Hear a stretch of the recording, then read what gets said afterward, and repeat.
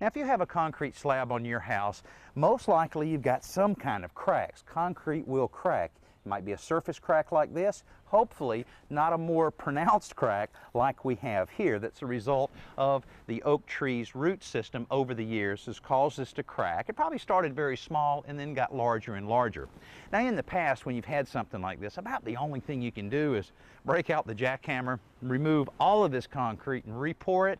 Well, we found a system that supposedly can completely cover this crack and also resurface the actual topping or surface of the patio and make it look brand new. Now, in order for us to apply that material, first thing we have to do is get it good and clean. The tool for that, our pressure washer.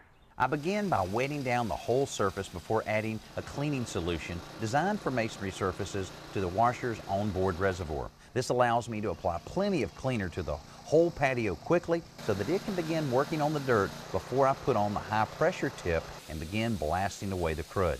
You have to get rid of any dirt, mold, or mildew that will prevent the patching material from sticking to the slab.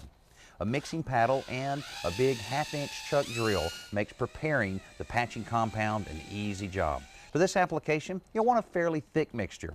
I'm using a flat edge trowel to force the material down into the crack before I smooth out the surface.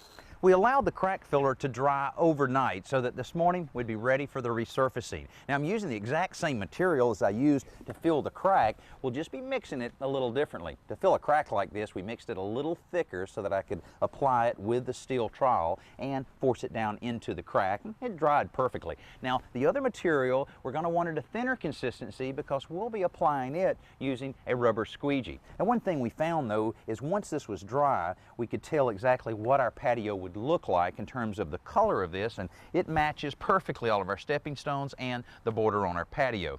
Now, you can also see that we've gotten started here with putting a little more dirt in to start our landscaping, and these guys are moving along pretty quick, so I better get busy with this resurfacing. This time the mix is much thinner, more like pancake batter than cookie dough. Getting the material onto the slabs is very easy, and spreading it out with the rubber squeegee isn't bad either. But getting everything smoothed out to an even surface without any edge marks takes a little attention. I found that working a smaller area at a time makes that a lot easier. When the material starts to set up, you can apply a broom finish to give the surface texture. This will prevent it from being slippery when it's wet.